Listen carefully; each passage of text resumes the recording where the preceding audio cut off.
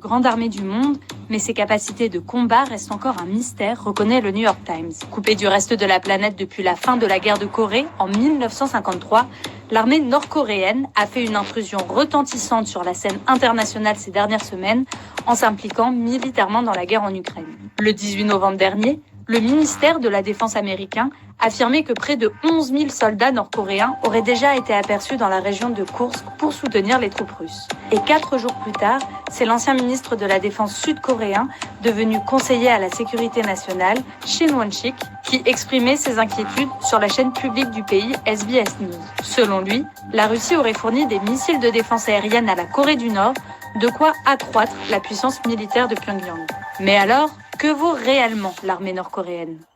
Selon une longue enquête du New York Times publiée le 24 octobre dernier, l'armée populaire de Corée se distingue avant tout par ses effectifs hors normes.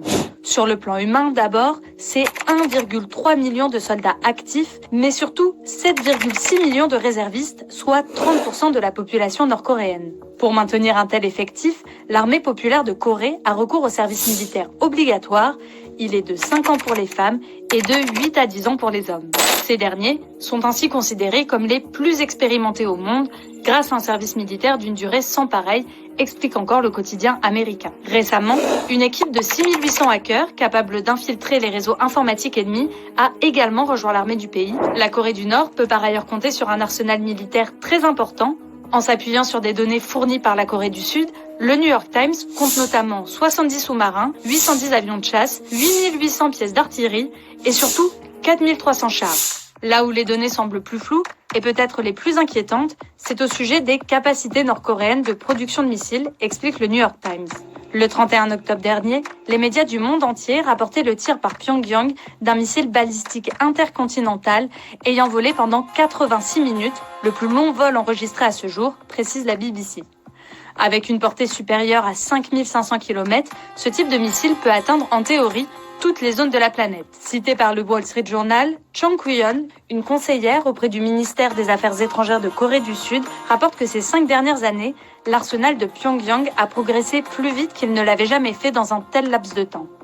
Le Wall Street Journal justifie ce développement par le caractère dictatorial du régime nord-coréen qui permet à Kim Jong-un de faire tourner à sa guise plus de 300 et quelques usines de fabrication de munitions.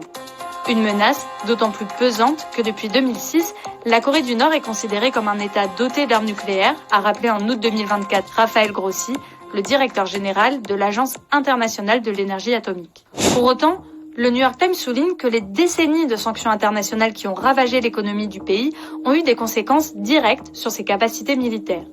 Nombre de ces armes conventionnelles sont considérées comme obsolètes et ne sont que des vestiges délabrés d'une époque révolue quand les soviétiques aidaient Pyongyang à se constituer des réserves d'obus et de roquettes. Le quotidien américain rapporte par exemple que les pilotes nord-coréens ne décollent que rarement, faute de carburant.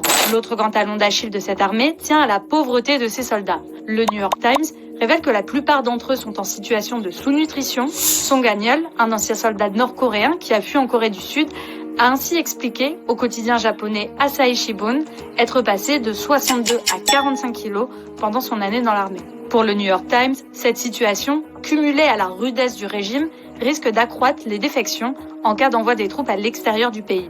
Et pour ceux qui restent, Song Han-yeol souligne leur manque d'expérience globale du champ de bataille et plus particulièrement face aux attaques de drones. Mais de nombreux médias s'interrogent sur la puissance militaire nord-coréenne à l'issue du conflit en Ukraine. Selon The Sunday Times, en échange de l'envoi de ses soldats, Kim Jong-un va recevoir de Moscou des livraisons de pétrole russe, une denrée précieuse pour la modernisation de son arsenal. Le journal britannique souligne par ailleurs l'utilisation dans cette guerre de missiles nord-coréens par les forces russes.